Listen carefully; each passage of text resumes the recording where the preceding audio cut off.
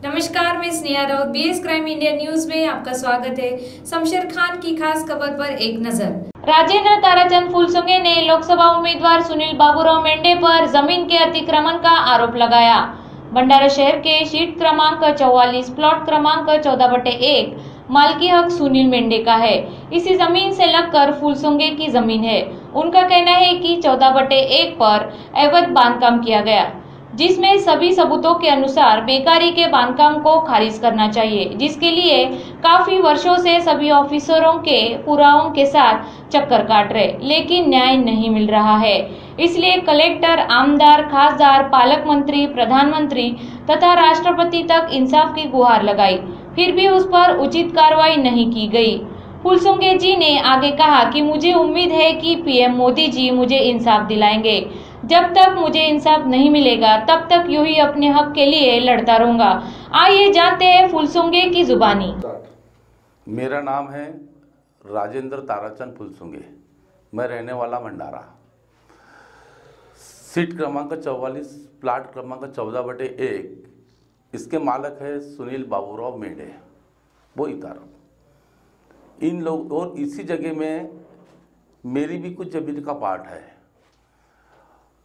और उसी पार्ट को पकड़ के इन लोगों ने एक नगर परिषद से बांधकाम की परवानगी ली, सब पूरे झूठे कागज पत्तर देके। इसके बारे में मैंने सीओ भंडारा को एक एप्लीकेशन दी थी। उसके बाद मैंने भंडारा कलेक्टर को दी, एसडीओ को दी, उसके बाद मैं आमदार को दी, खासदार को दी और पालक मंत्री साहब को दी और मुख्यमंत्री साहब को दी। इन लोगों के अर्ज देने के बावजूद भी मेरे को न्याय नहीं मिलने से मैंने माननीय नरेंद्र मोदी जी को भी इनकी तकरार की।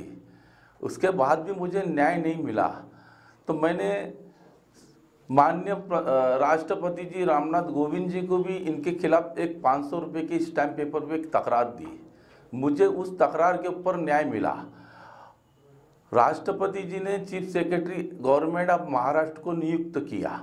नियुक्त करने के बाद उसकी एक कॉपी मुझे मिली। मिलने के बाद कुछ ही दिन में भंडारा कलेक्टर ने उस बांधकाम के ऊपर बंदी करी। परंतु बंदी करने के बाद मेरे जो मुद्दे थे कि इनकी परवानगी रद्द की जाए।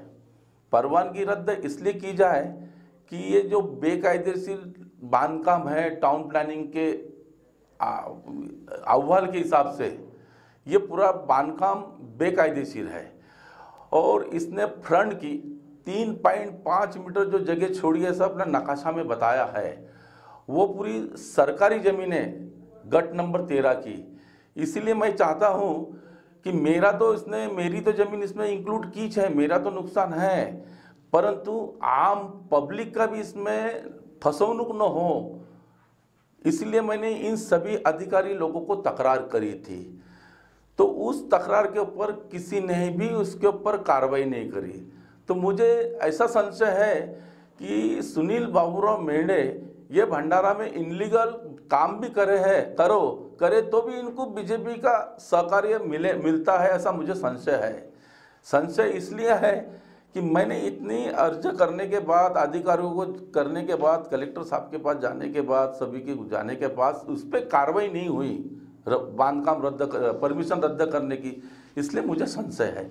और रही दूसरी बात, सुनील मेंढे ने मेरे दीवार से चिपक के जो खोदा है और आज नहीं कल समझो कि वो मेरी दीवार गिर गई और दीवार में से किसी की मानहानि हुई, किसी का मृत्यु हुआ, तो इसकी जवाबदारी किसकी रहेंगी?